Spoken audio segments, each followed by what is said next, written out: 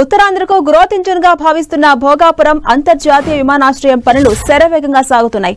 అటు కేంద్ర పౌర విమానయాన శాఖ మంత్రిగా ఎంపీ కింజరపు రామ్మోహన్ నాయుడు లీడ్ తీసుకోవడం, ఇటు సీఎం చంద్రబాబు నాయుడు వరుసగా సమీక్షలు నిర్వహిస్తుండడం భోగాపురం పనులు స్పీడ్ అందుకున్నాయి. 2026 డిసెంబర్ నాటికి ముందే పనులు పూర్తి చేయాలని భావిస్తోంది ప్రభుత్వం. ఇదే విషయాన్ని నిర్మాణ సంస్థ జీఎంఆర్ స్పష్టం చేసింది. ప్రభుత్వం ఎంతో ప్రతిష్టాత్మకంగా భావించిన భోగాపురం విమానాశ్రయ నిర్మాణం సత్వరమే పూర్తి చేస్తామని చెబుతోంది. భోగాపురం అంతర్జాతీయ విమానాశ్రయానికి 2019 ఫిబ్రవరిలో అప్పటి ముఖ్యమంత్రి చంద్రబాబు శంకుస్థాపన చేశారు.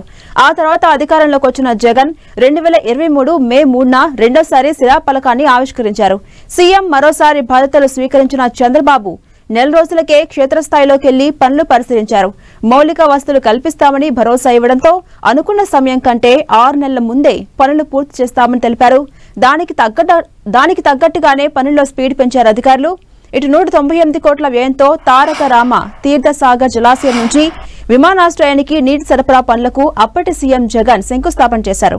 ఆ జలాశయం నిర్మాణం కూడా పూర్తి చేయించాలని చంద్రబాబు నిర్ణయించారు. గత ఏడాది నవంబర్ 1న జీఎంఆర్ సంస్థ భూమి పూజతో పనులకు శ్రీకారం చుట్టింది. ఇప్పటి వరకు 41.5% పనులు పూర్తయ్యాయి. టాక్సీవే, యాప్రాన్, ఎయిర్ఫీల్డ్ గ్రౌండ్ లైటింగ్ పనులు ప్రారంభించారు.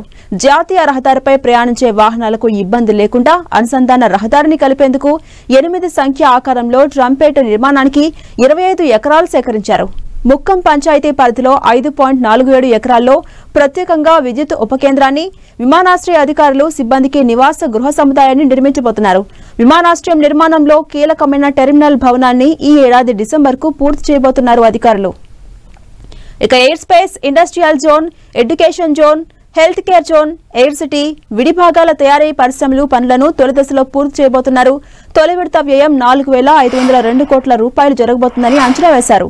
దీనికోసం 2,703 ఎకరాల భూమి సేకరించగా జీఎంఆర్ కు 2,203 ఎకరాల భూమిని అప్పగించారు.